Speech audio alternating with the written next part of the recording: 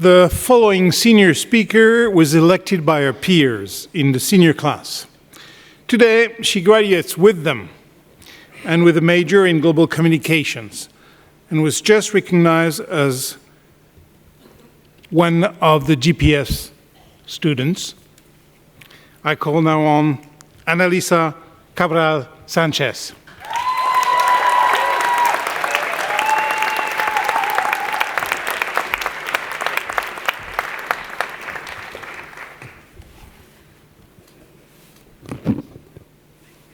Good morning, everyone.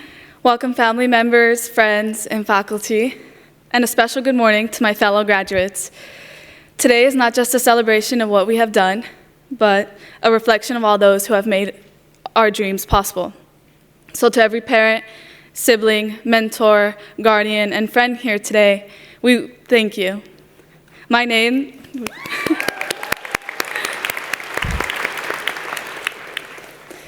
name is Annalisa Cabral-sanchez, and standing here as a graduate of the American University of Paris feels nothing short of surreal.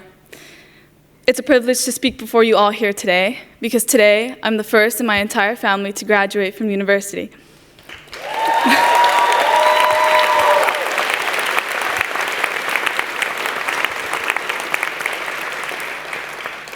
And I carry that not as a burden, but as a profound responsibility and a source of pride. Today we leave with more than degrees. We leave with memories, with friendships, with versions of ourselves forever tied to this city and this institution. Speaking of memories, let's talk about the Combs first floor for a second. You know the Combs Gallery classrooms, the ones that look so perfect on the AUP website that they practically sold AUP to the half of us. These rooms were more than just classrooms. They were mirrors, reflecting back to us all the versions of ourselves that we were trying to become.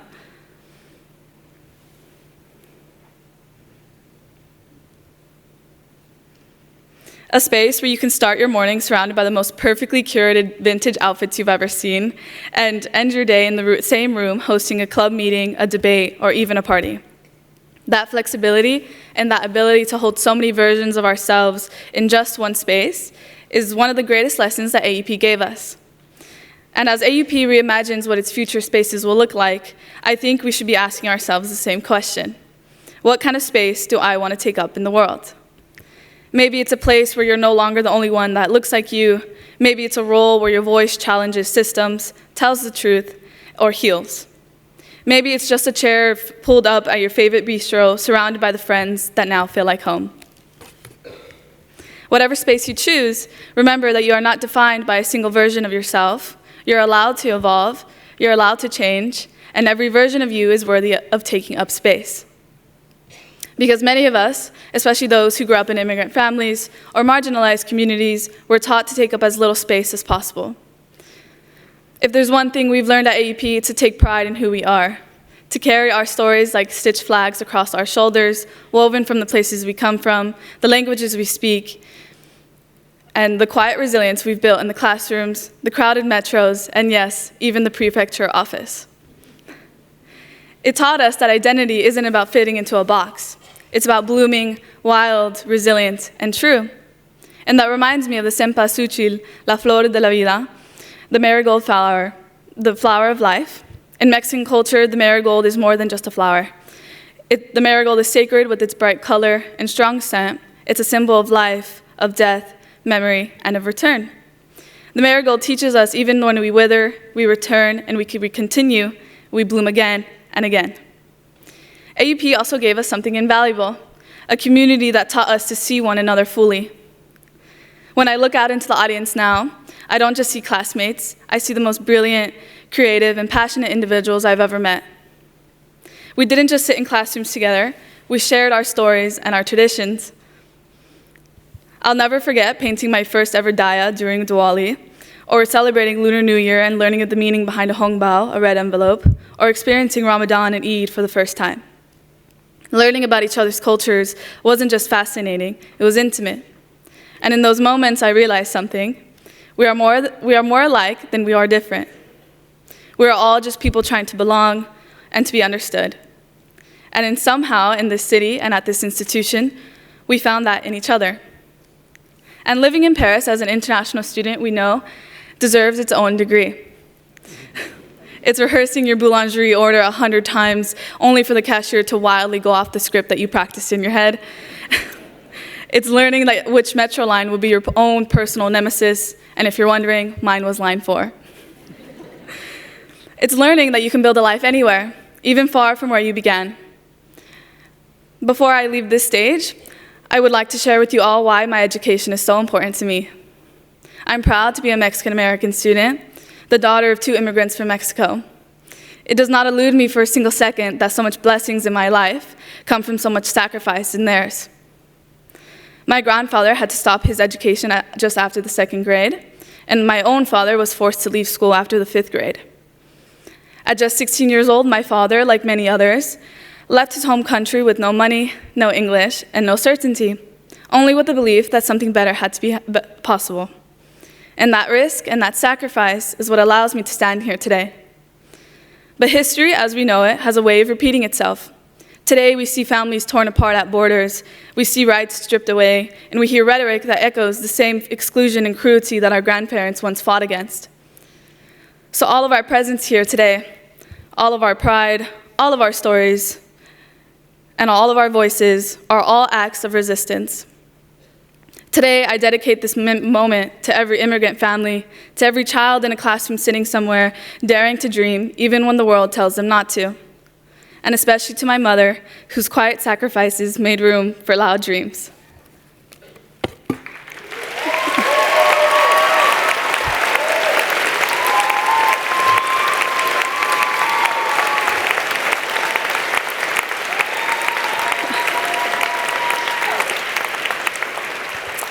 Now, to my fellow graduates, I know you will build extraordinary lives and do amazing things. But let our degrees remind us that our education does not shield us from the truths around us. It must not. Let us use our education not only to succeed, but to advocate for those whose voices who are often left unheard, especially when doing so feels daunting or uncomfortable. So let the work you do in the future reflect not just the world as it is, but the world as it could be and should be. So remember to take up space, fight injustice in all its forms, keep evolving, and never forget to bloom again and again like the marigold flower. Congratulations, the class of 2025.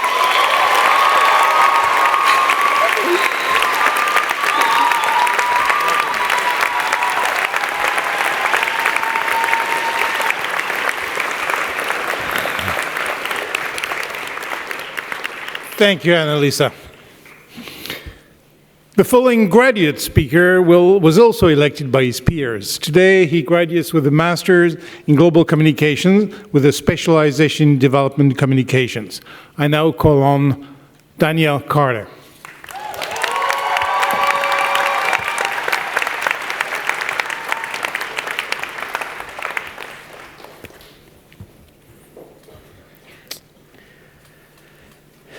In 1943, Antoine de Saint-Exupéry gave us his paramount work, Le Petit Prince, or The Little Prince, a story about a boy who travels through the universe and discovers that the true value lies not in what we see, but in the time, care, and love we give to others. In a pivotal moment of the story, the boy receives this advice about his cherished rose, the flower he spent so long tending after. It is the time you have wasted for your rose that makes your rose so important. Friends, family, faculty, staff, and the graduating class of 2025, bonjour, good morning, hello. We gather here today, dressed in our robes, soon to be holding diplomas and surrounded by the people who helped us along the way. It might seem like today is about a piece of paper or a title added to our names, when it's really about buffing our LinkedIn pages to reach those 500 follower counts. But other than that, today is about something deeper. Today is about the rose, or the marigold, or any other flower of your choosing. It's about the time we chose to invest our attention and our love So today, I want to reflect on our journey using this simple exercise that a classmate and a friend taught me here. Something about the rose, the thorn, and the bud. Because if you think about it, our time at AUP has had all three. Let's start with the rose, the beautiful bloom. Our rose is everything that we've built together and individually. From every paper or presentation we finished, the hours spent working in the library, to every class we attended, yes, even the 9 a.m. ones, each petal formed as a memory. From the club meetings we stumbled into and never wanted to leave, the time spent in line at the Amex just waiting to taste that crispy chicken sandwich again, to the friends we made on study trips all over the world, from Iceland to India, where call sang became everyone's Orwellian surrogate mother. A thank you to Anna from the Cultural Programs Office for helping coordinate such impactful study trips.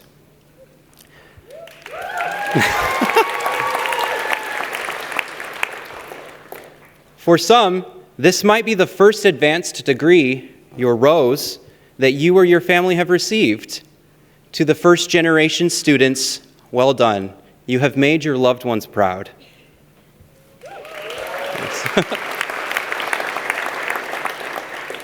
To our adult learners and non-traditional students, much like myself, your memories, mentorship, and efforts have also been invaluable to AUP.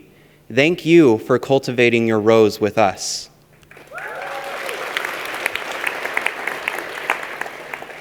Our roses carry the fragrance of every moment we've invested, not just in our degrees, but in ourselves and in each other. As the Little Prince reminds us, what makes something important is not how perfect it is, but how much of ourselves we've poured into it. Our journey has been beautiful, not because it was easy, but because of the time and energy we gave it. And that brings me to the thorns. Because let's be real, no rose grows without a few thorns. The hours spent writing literature reviews that somehow turned into existential crises at 2 a.m., the endless internship hunting and writing cover letters, the flights of stairs we climbed each day to reach our 5th floor walk-up, no elevator, Parisian dream apartment, sans air conditioning. There were challenges, homesickness, doubt, the bedbug calamity of 2023. But even those thorns served a purpose. They reminded us of what we are capable of, and they helped us grow. They made us more patient, more resilient.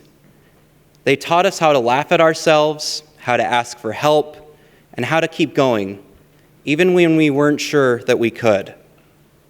And finally, the bud. The bud is the part that hasn't bloomed yet, the new beginnings, our potential in the next chapter. It's the future we're stepping into, whether it be careers we're starting, causes we're joining, places we're moving to, or dreams we're still figuring out. It's the opportunity to take what we've learned, not just in the classroom, but about ourselves, and apply it in a world that needs us. Men have forgotten this truth, said the fox to the little prince, but you must not forget it. You become responsible forever for what you have tamed. You are responsible for your rose. Herein lies the truth that the fox tried to tell the little prince. Because we have spent this time tending and nurturing our skills, dreams, and ambitions, we are now responsible for them. The world we're walking into needs people who remember that what matters most isn't always visible. It needs people who remember that value isn't in what you achieve quickly, it's in what you nurture patiently. As we look back and forward, I hope we carry this with us. You are responsible for your rose, for the time you've invested, for the people and the passions you've chosen to care for the person you've become along the way. And that's not a burden, that's a gift. Because you get to keep growing it wherever you go next. You get to decide what to nurture, what to give your energy to, and what kind of rose you want to keep tending in this world.